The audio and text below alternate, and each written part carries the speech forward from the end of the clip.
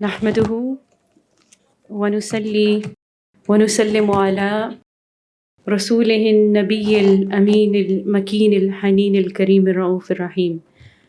أما بعد فأعوذ بالله من الشيطان الرجيم. بسم الله الرحمن الرحيم. هن لباس لكم وأنتم لباس لهن. صدق اللہ مولانا العظیم. منہاج یونیورسٹی کی تمام اساتذہ اور HODs اور منہاج القرآن ویمن لیگ سے آئی ہوئی تمام بہنیں اور منہاج یونیورسٹی لاہور اور منہاج کالج فار ویمن کی تمام طالبات، السلام علیکم ورحمۃ اللہ وبرکاتہ. اللہ رب العزت کا بے پایا لطف و کرم اور احسان عظیم ہے کہ آج ہم سیکرز کلب منہاج یونیورسٹی لاہور اور منہاج القرآن ویمن لیگ بوائز ڈپارٹمنٹ کے اشتراک سے انعقاد پذیر اس نہایت اہم سیمینار میں موجود ہیں. اور یہ اہم اس لیے ہے کہ ہم میں سے ہر خاتون نے زندگی کے اس مرحلے سے گزرنا ہے جس کو میرج کہتے ہیں. ابتدا میں جو آیت کریمہ میں نے تلاوت کی، اللہ رب العزت اس میں فرماتا ہے کہ وہ تمہاری پوشاک ہیں اور تم ان کی پوشاک ہو. تو سورہ البقرہ کی اس آیت مبارکہ میں اللہ رب العزت ایک کامیاب شادی شدہ زندگی میں جو راز ہیں اس پر سے پردہ اٹھا رہا ہے کہ شادی کامیاب کیسے ہوتی ہے. تو اس آیت کریمہ میں ذکر ہے پوشاک کا کہ وہ تمہاری پوشاک ہیں اور تم ان کی پوشاک ہو. They are clothing for you and you're clothing for them. اب پوشاک کسے کہتے ہیں یا پوشاک کا مقصد کیا ہوتا ہے؟ پوشاک کا مقصد ڈھانپنا ہے، کور کرنا ہے، اور to protect something, to conceal. تو یہاں پوشاک سے مراد وہ پروٹیکشن ہے یا وہ شیلٹر ہے جو میاں بیوی ایک دوسرے کے لیے ہوتے ہیں کہ اگر دونوں پارٹنرز میں سے کسی ایک میں کسی بھی ایسپیکٹ سے کوئی کمی ہے تو دوسرے پارٹنر کا کام ہے کہ اس کو پروٹیکٹ کرے، اس کو ایکسپوز ہونے سے بچائے. ایک دوسرے کی پوشاک ہونے سے مراد یہ ہے کہ ایک دوسرے کی انسان ڈھال بن جاتا ہے، ایک دوسرے کو زندگی کے ہر لمحے میں سپورٹ کرتا ہے، ہر مشکل وقت میں ایک دوسرے کا ساتھ دینا، ہیونگ ایچ ادرز بیک.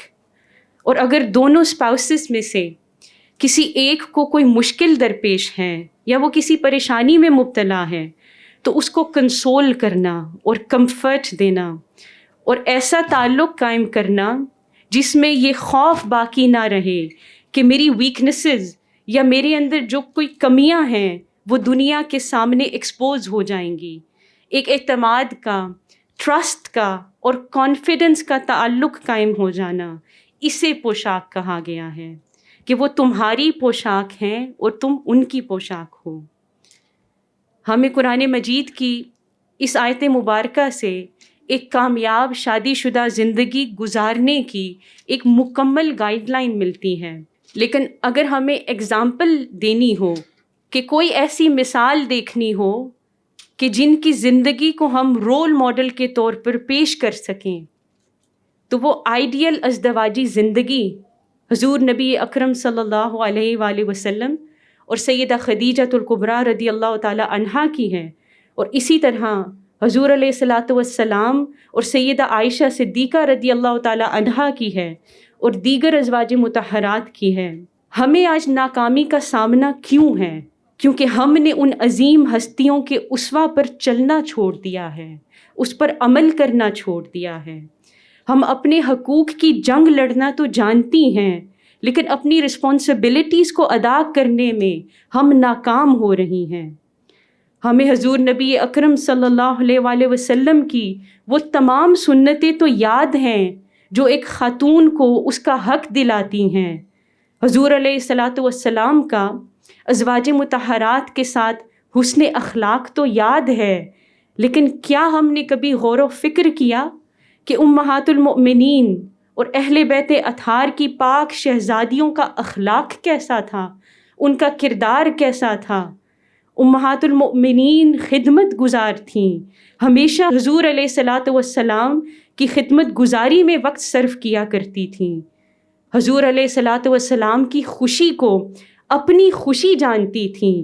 وہ جس شے کو پسند فرماتے تھے آپ اسی شے کو پسند فرمایا کرتیں، اور حضور علیہ الصلاۃ والسلام جس شے کو ناپسند فرماتے آپ بھی اس شے کو پسند نہ فرماتیں، یہاں تک کہ آپ نے اپنی ہر خواہش حضور علیہ الصلاۃ والسلام کی خواہش پر قربان کر دی. ان عظیم ہستیوں کی حیات مبارکہ سے ہمیں ایثار اور قربانی کا درس بھی ملتا ہے اور صبر و استقامت کا درس بھی ملتا ہے. معزز طالبات اور اساتذہ کرام، ایک اچھی شریک حیات کی علامت کیا ہوتی ہے؟ کہ وہ اپنے شوہر کا ہر حال میں ساتھ دیں. She is supposed to support her husband in good and bad times, and she is supposed to relieve his pains and sorrows. اس حوالے سے سیدہ خدیجہ رضی اللہ تعالی عنہا ایک آئیڈیل ایگزامپل ہیں کہ جب تاجدار کائنات صلی اللہ علیہ وسلم غار حرا میں سیکلوژن میں چلے جایا کرتے تو ام المؤمنین حضرت خدیجہ رضی اللہ تعالی عنہا آپ کو کھانا پہنچانے کے لیے غار حرا تشریف لے جایا کرتیں، اور یہ معمول آپ کی شہزادی سیدہ کائنات سیدہ فاطمہ الزہرا سلام اللہ علیہا بھی دیکھا کرتیں. اب غار حرا پر جانا کتنا مشکل ہے اس بات سے ہم سب بخوبی واقف ہیں. آپ تصور میں لائیے کہ سیدہ خدیجۃ الکبریٰ رضی اللہ تعالی عنہا اکثر یا ہر دوسرے یا تیسرے دن تاجدار کائنات صلی اللہ علیہ وآلہ وسلم کو کھانا پہنچانے غار حرا پر جایا کرتیں، اتنی مشقت کیا کرتیں. آپ چاہتیں تو کسی بھی خادم کے ہاتھ کھانا بھجوا سکتی تھیں، لیکن ان کا جذبہ ایثار اور محبت کا عالم دیکھیے اور سوچئے کہ ام المؤمنین سیدہ خدیجہ رضی اللہ تعالی عنہا تمام مؤمنین کی ماں کھانا بنا کر کتنا اسٹرگل کر کے غار حرا تک جاتیں. پھر اکثر ایسا ہوتا کہ جب وہ کھانا لے کر جاتیں تو پہلے کا کھانا ویسے ہی پڑا ہوتا. تاجدار کائنات صلی اللہ علیہ وآلہ وسلم محو عبادت ہوتے کہ ان کو کھانے کی طلب بھی محسوس نہ ہوتی. اب ہم اگر اپنی طرف نظر ڈالیں تو ہمارا رویہ کھانا بنانے کے بعد کیا ہوتا ہے؟ ہمیں کھانا ڈائننگ ٹیبل پر لگانا ہوتا ہے. We don't need to go anywhere or struggle to get the food on the dining table. ہم پھر بھی تھکاوٹ کا اظہار کرتی ہیں اور احساس جتاتی ہیں کہ میں کتنا کام کرتی ہوں، کتنی محنت کرتی ہوں، اور اس تھکاوٹ کے نتیجے میں جو ایک فرسٹریشن طبیعت میں پیدا ہوتی ہے اس کا اظہار غصے یا جلال کی صورت میں اپنے شوہروں پر اتارتی ہیں. تو یہ خواتین جو احساس جتاتی ہیں گھر کے کام کرنے کا، بے شک یہ ان پر فرض نہیں ہے لیکن بہرحال ایک ذمہ داری تو ہے. I have never heard a man saying کہ آج میں کام پر نہیں جاؤں گا، بہت کام کر لیا، میں تھک گیا ہوں کام کر کر کے، آج میں نہیں جاتا کام پہ. مرد استقامت کے ساتھ کام کرتا چلا جاتا ہے کیونکہ اس کو اپنی رسپانسبلٹی کا احساس ہے، اس پر اس کا مقصد حیات عیاں ہے کیونکہ قرآن مجید نے اس پر فرض کر دیا ہے اپنی بیوی بچوں کو فائنینشلی سپورٹ کرنا اور ہر حال میں سپورٹ کرنا. لیکن آن دا کنٹری بیویاں کئی بار شکوہ کر بیٹھتی ہیں اور اپنی ذمہ داری کو نبھانے کی بجائے اپنے حقوق پر جھگڑنا شروع کر دیتی ہیں. اور پھر دیکھیے کہ حضور نبی اکرم صلی اللہ علیہ وآلہ وسلم نے کھانا تناول نہ فرمایا ہوتا تو بھی سیدہ خدیجۃ الکبریٰ رضی اللہ تعالی عنہا شکوہ نہ کرتیں، تازہ کھانا لے کر جاتیں. ہم اگر خود پر نظر ڈالیں تو کیا ہمیں اپنے اندر یہ کریکٹرسٹکس نظر آتے ہیں؟ یہ اخلاق اور کردار نظر آتا ہے؟ ہم اگر کھانا پکائیں اور ٹیبل پر رکھیں اور شوہر کو آنے میں دیر ہو جائے تو عموماً خواتین کا کیا رویہ ہوتا ہے؟ اور اگر کھانا دوبارہ گرم کرنا پڑ جائے تو ہمارے مزاج میں گرمی پیدا ہو جاتی ہے. آج کل کی خواتین کا تو یہ حال ہے کہ وہ کہہ دیتی ہیں کہ کھانا ٹیبل پر لگا دیا ہے کھا لیں، یہ اگر دوبارہ گرم کر کے دینا پڑ جائے تو ہماری طبیعت پر ناگوار گزرتا ہے. تو میری بہنوں، ہمیں چاہیے کہ ہم سیدہ خدیجۃ الکبریٰ رضی اللہ تعالی عنہا کا اخلاق اور کردار اس سے سیکھیں اور ان کے نقش قدم پر چلتے ہوئے اپنی ازدواجی زندگی کو ہمیشہ خوشحال رکھیں اور نفس کے حملوں سے بچیں۔ یہی ایک آئیڈیلسٹک اپروچ ہے اپنی ازدواجی زندگی کو کامیاب بنانے کے لیے۔ اور پھر ایسی عظیم المرتبت ہستیوں کے لیے اللہ رب العزت سلام کیوں نہ بھیجے؟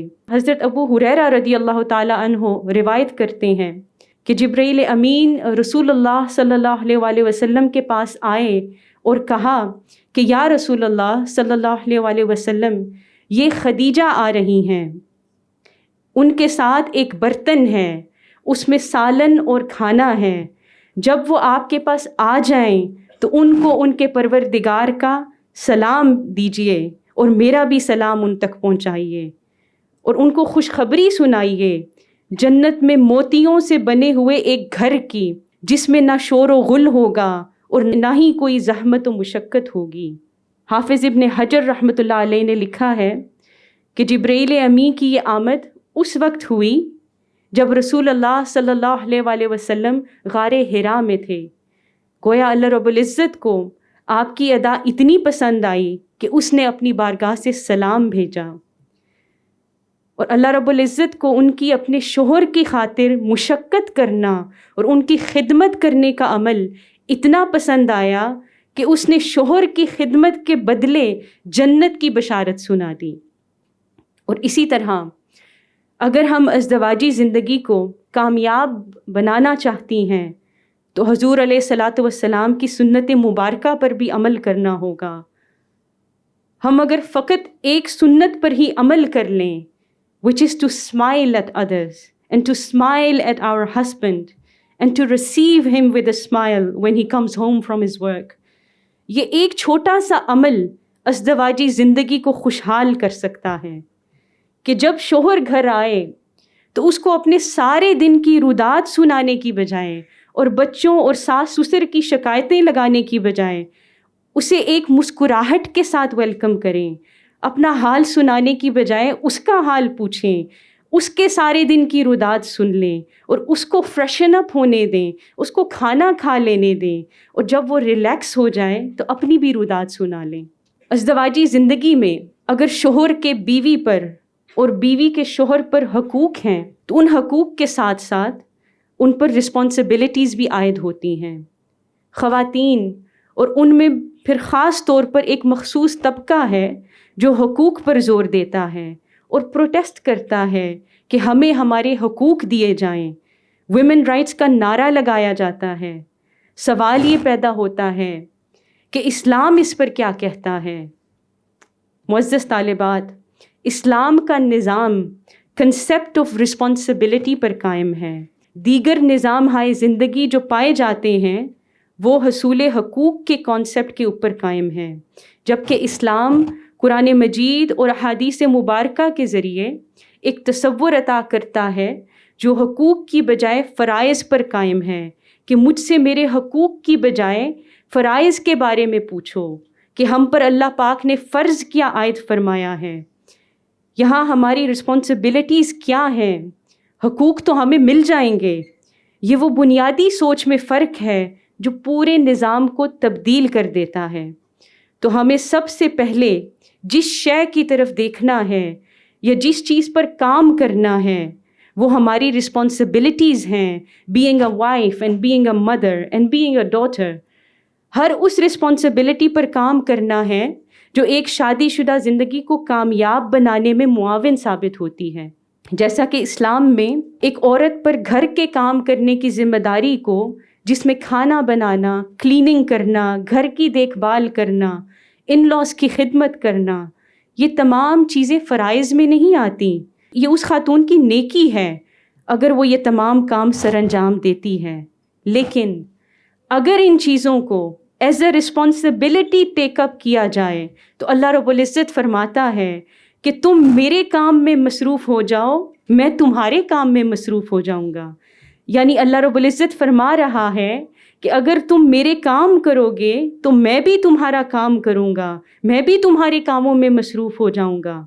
اب یہ گھریلو ذمہ داریاں، ساس سسر کی خدمت کرنا، گھر کے کام کرنا، اللہ کے کام کیسے ہو سکتے ہیں؟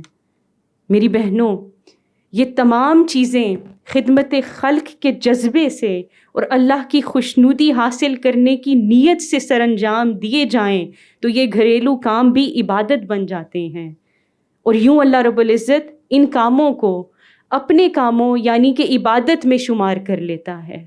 جہاں حقوق کی بات آتی ہے، اور خاص طور پر اگر ہم ویمن رائٹس کی بات کریں، تو سوال یہ اٹھتا ہے کہ حقوق نسواں پر یہ جو پروٹیسٹ ہو رہے ہوتے ہیں، مظاہرے کیے جا رہے ہوتے ہیں اور ایک ہنگامہ آرائی ہو رہی ہوتی ہے، یہ سب کس کے خلاف ہے اور حقوق کن سے مانگے جا رہے ہیں؟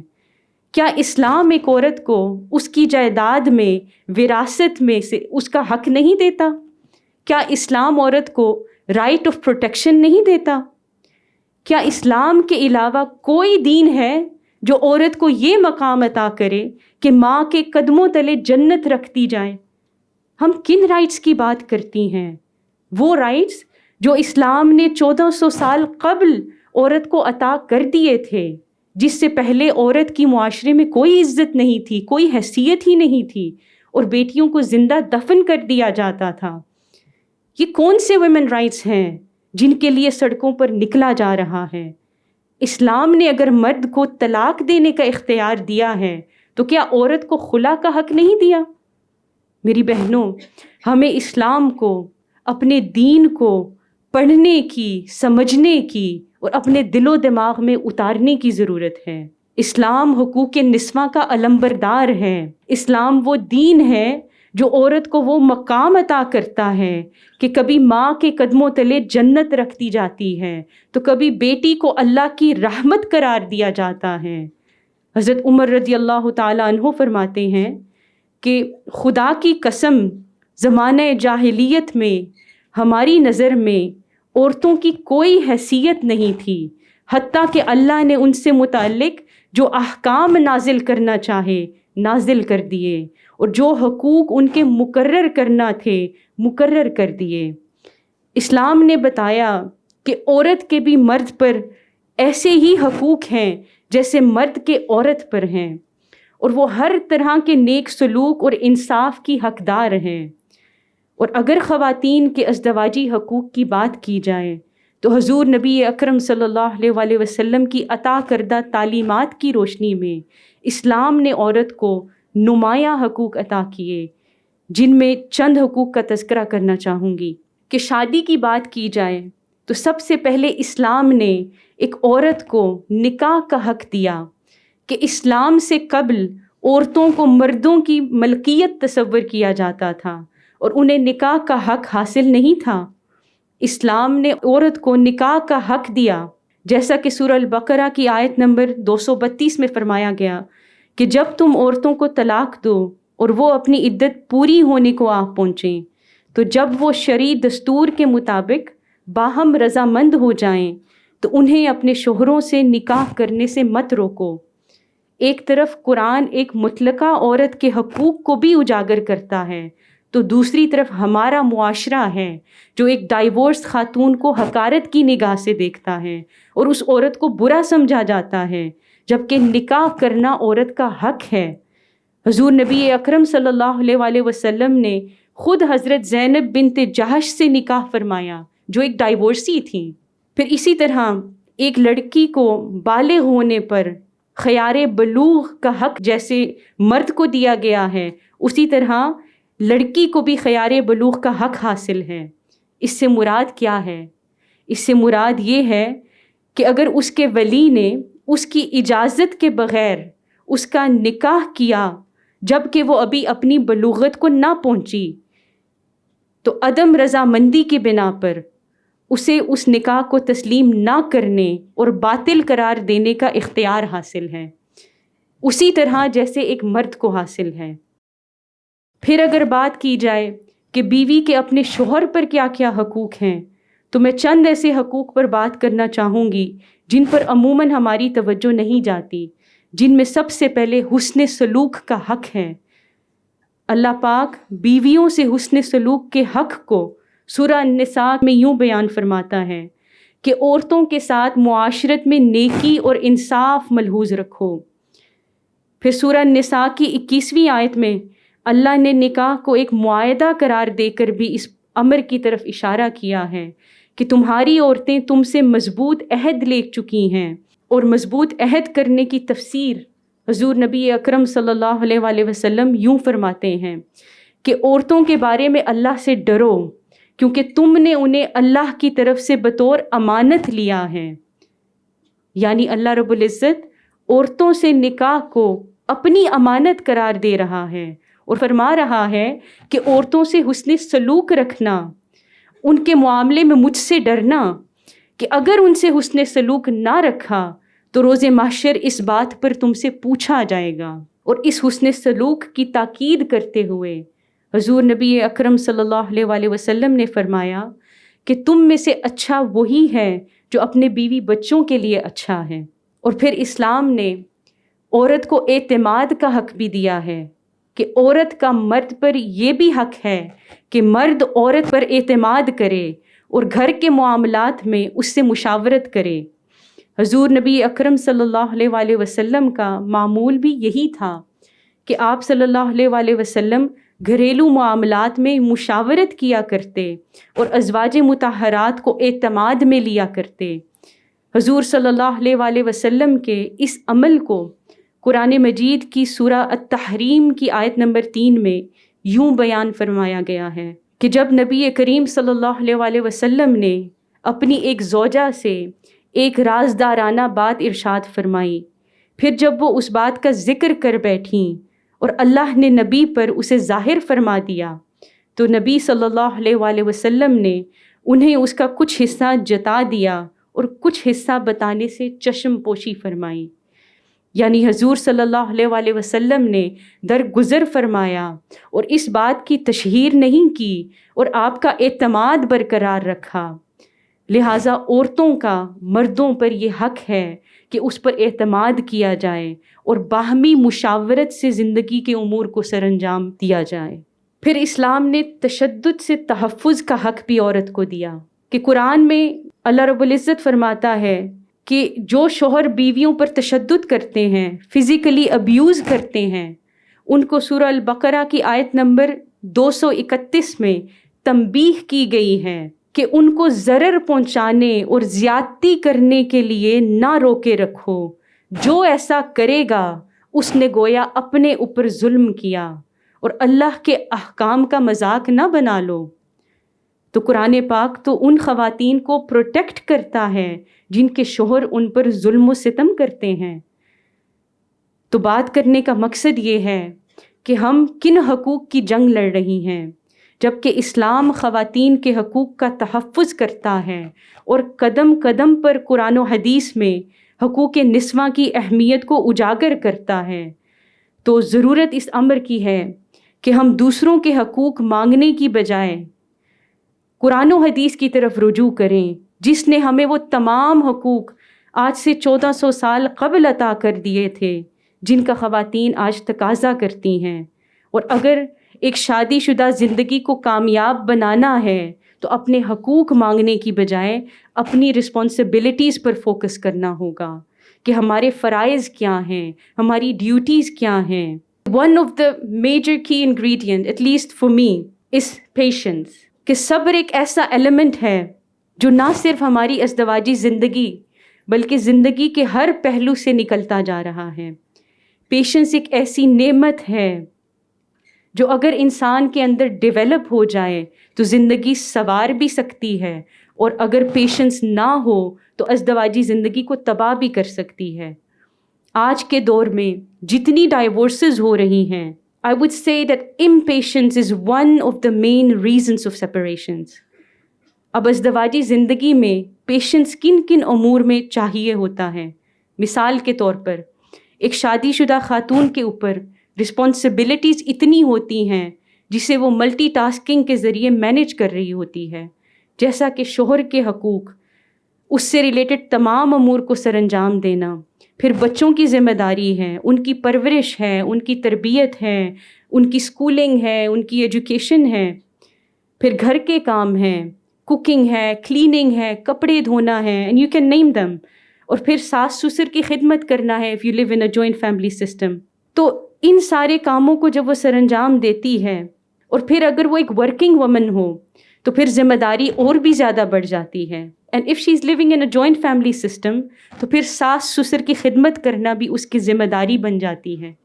اب یہاں پیشنس کی اگر بات کریں کہ ایک ازدواجی زندگی کو کامیاب بنانے میں پیشنس کی کیوں ضرورت ہوتی ہے، میں صرف ایک ایسپیکٹ کو ایز این ایگزامپل لینا چاہوں گی کہ ہمارا صبر کیوں ختم ہو جاتا ہے جب ہمارے ان لاز یا ساس سسر ہمیں وہی باتیں سمجھانے کی کوشش کرتے ہیں جو ہمارے والدین اگر ہمیں سمجھائیں تو ہم کبھی برا نہیں مناتی، یا کسی کو اپنے والدین کی شکایت نہیں کرتی بیکاز وی نو کہ وہ ہمارے لیے اچھا چاہتے ہیں. So once you are married your husband's family becomes your family, his parents become your parents. اب جب کسی خاتون کی نئی نئی شادی ہوتی ہے تو وہ کوشش کرتی ہے کہ میں اپنی مرضی کے مطابق گھر کو چلاؤں، اور اسی طرح ساس کو بھی ڈر ہوتا ہے کہ میری جورسڈکشن میں انٹرفیرنس ہو رہی ہے، تو وہ سوچتی ہے کہ پہلے گھر میرے مطابق چلتا تھا اور اب کوئی آ گیا ہے کہ جو اپنے مطابق گھر کو چلائے گا. تو ایسے سینیریو میں ساس اگر بہو کو کچھ کہہ دے تو عموماً بہو برداشت نہیں کرتی اور اپنے شوہر کو شکایت کرنا شروع کر دیتی ہے کہ آپ کی والدہ نے تو میرے ساتھ یہ سلوک کیا یا مجھے یہ کہہ دیا. اب ساس اپنی پوری زندگی گزار کر بیٹھی ہوئی ہے. ممکن ہے کہ آپ کی شادی جب ہوگی یا اس ٹائم پہ آپ کی ساس کی عمر وہ اپنی 50s میں ہوگی، 60s میں ہوگی، اور may be she will be older than that. تو اب اس عمر کے اندر اس کی شخصیت میں تو بدلاؤ نہیں آنے والا. It's impossible for her to change at this stage of her life, کہ کوئی بھی بوڑھا شخص اپنے آپ کو تبدیل نہیں کر سکتا. وہ ابھی اپنی زندگی گزار کر بیٹھے ہوئے ہیں اور بڑھاپے کی اسٹیج میں ہیں.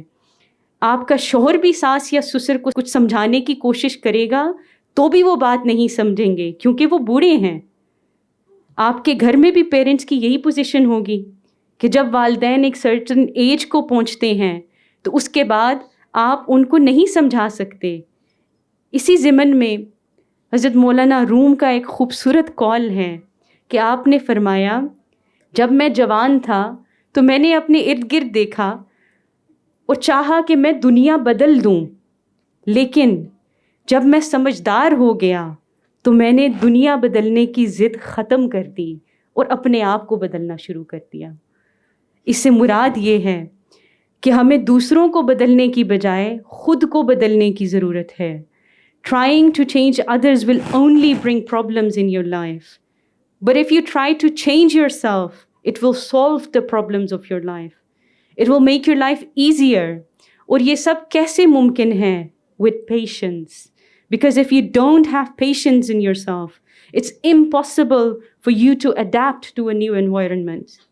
Without patience, it's impossible for you to accept even a piece of advice given by your in-laws.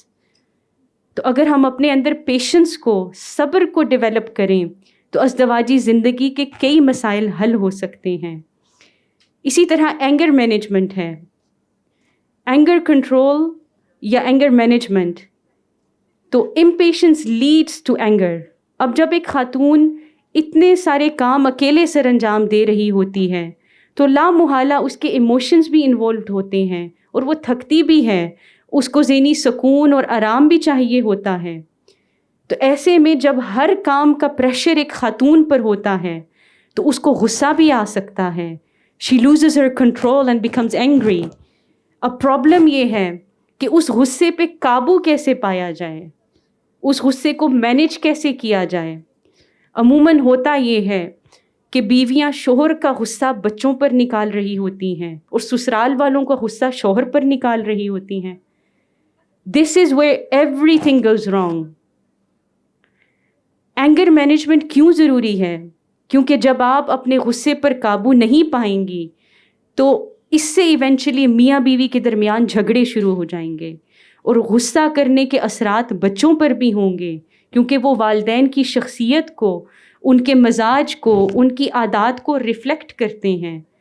So managing or controlling your anger is not only important for your own successful married life, but also for your children. It will have a positive effect on your children's behavior if you can manage your anger. کیونکہ بچے اچھی یا بری عادات سب سے پہلے اپنے گھر سے سیکھتے ہیں اور پھر دوستوں سے اور اسکول سے اور سوسائٹی سے سیکھتے ہیں. تو غصے پر قابو نہ پانے کی وجہ سے لاشعوری طور پر ہم اپنی ازدواجی زندگی کو خراب کرنے کے ساتھ ساتھ اپنے بچوں پر بھی برے اثرات چھوڑتے ہیں جو پھر ان کے بیہیویئر کا حصہ بن جاتے ہیں. تو ضرورت اس امر کی ہے کہ ہم پیشنس کے ساتھ اینگر مینجمنٹ پہ بھی کام کریں, اور اسی طرح شکر گزاری ہے کہ ہر حال میں اللہ کا شکر ادا کریں. اپنے سے کم کی طرف دیکھیں, اپنے سے زیادہ کی طرف نہ دیکھیں. جو آپ سے a person who is richer than you, don't look at him. Look at the person who is poorer than you, who's got lesser facilities than you in life. Self accountability بھی ایک شادی شدہ زندگی کو کامیاب بناتی ہے کہ انسان جب شوہر کی کسی ویکنس کی طرف توجہ کرتا ہے تو اسی کے ساتھ ساتھ اگر اس کی 10 خوبیوں پہ بھی توجہ کر لے اور اس کے ساتھ اپنی کسی ویکنس پہ نظر ڈال دے تو پھر شوہر کی ویکنس نہیں نظر آتی, تو پھر مسائل بھی نہیں ہوتے. جب آپ کی توجہ شوہر کی اچھائیوں کی بجائے اس کی کسی ایک برائی پر پڑ جائے اور آپ اسی کو فوکس آف لائف بنا لیں تو پھر آپ کی زندگی تباہ ہوتی ہے, پھر ازدواجی زندگی کامیاب نہیں ہوتی. اسی طرح سکسیزفل میرج کے کچھ ایلیمنٹس انٹینشنالٹی ہیں, کمیونیکیشن ہے, کمٹمنٹ ہے, سیلف گرومنگ ہے. کہ جب ہماری شادی ہو جاتی ہے, شادی کے پہلے چند سالوں میں ہم اپنی گرومنگ بھی کرتی ہیں, اپنے آپ کو خوبصورت بھی بناتی ہیں, اچھا لباس بھی پہنتی ہیں, لیکن اور جب بچے ہو جاتے ہیں اس کے بعد ہم اپنی گرومنگ کو چھوڑ دیتی ہیں. ہم سمجھتی ہیں کہ یہی ہمارا شوہر ہے, ہم ان کی بیوی ہیں, تو he won't look here and there. تو دیر اٹ گوز رانگ کہ آپ کو اپنی ساری زندگی اپنے شوہر کی خاطر اپنے آپ کو گرومڈ رکھنا ہے, خوبصورت بنانا ہے, اپنے اخلاق کو بھی, اپنے کردار کو بھی, اپنے آؤٹر کو بھی اور اپنے انر کو بھی, کیونکہ یہ شوہر کا حق ہے جو ہم اپنے شوہر کو عموماً نہیں دے رہی ہوتی.